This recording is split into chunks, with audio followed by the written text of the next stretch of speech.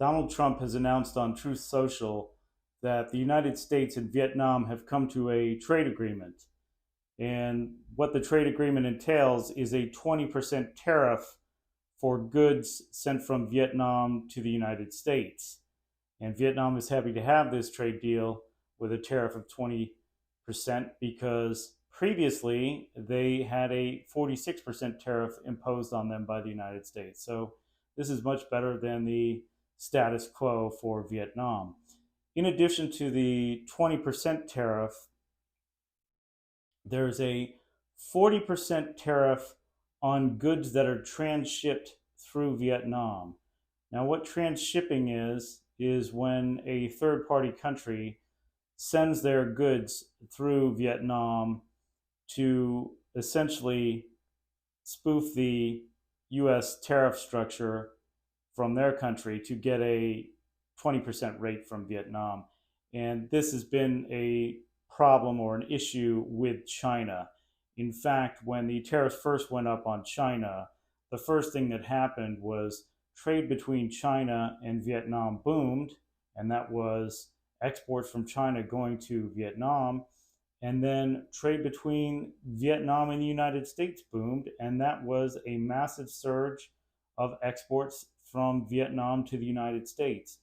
And that was essentially transshipping from China. China sending products through Vietnam to the United States to avoid the tariff rate on China.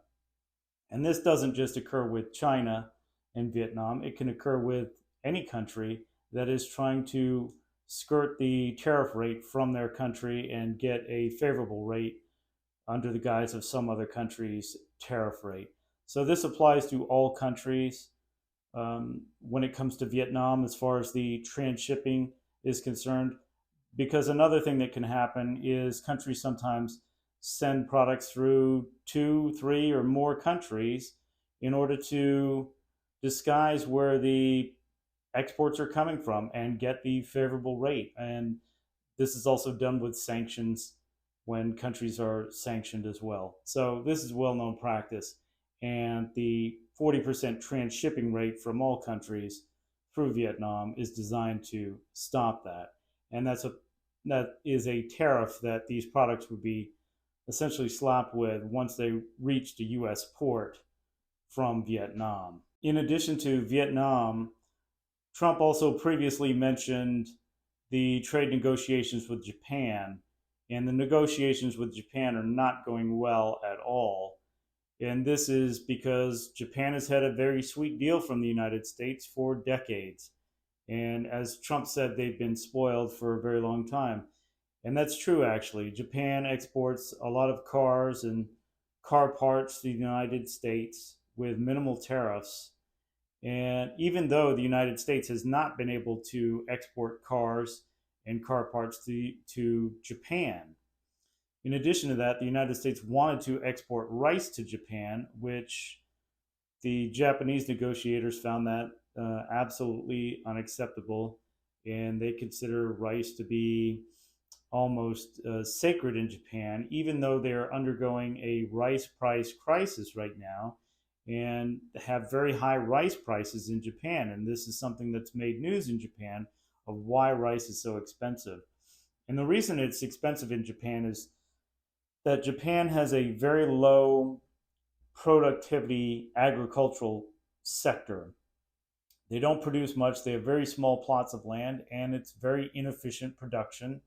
So, therefore, all the agricultural products in Japan are very expensive. Japan, incidentally, has many other sectors of its economy which are incredibly uncompetitive compared to other countries in the world and are very inefficient. And they maintain their overall economy with the more efficient sectors, such as car manufacturing, which is fairly efficient for Japan. And that's how they make up for the unproductive sectors of their economy. So Trump was pretty pessimistic on a deal with Japan and said that Japan will probably have a 30 to 35% tariff on their products.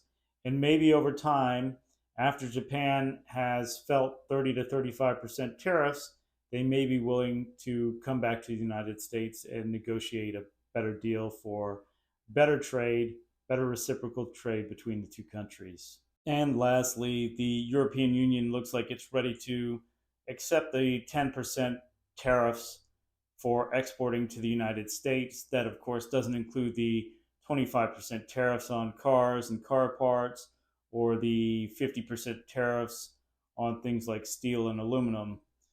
But overall, they're willing to accept that 10% rate, although it seems like they might want to try and negotiate for a few things like pharmaceuticals. We'll just have to see what comes of this. That's the word of how the European Union is looking at things as far as tariffs are concerned. Oh, and additionally, the United States has already taken in $88 billion in tariff revenue and is on track for $255 billion at an annualized rate.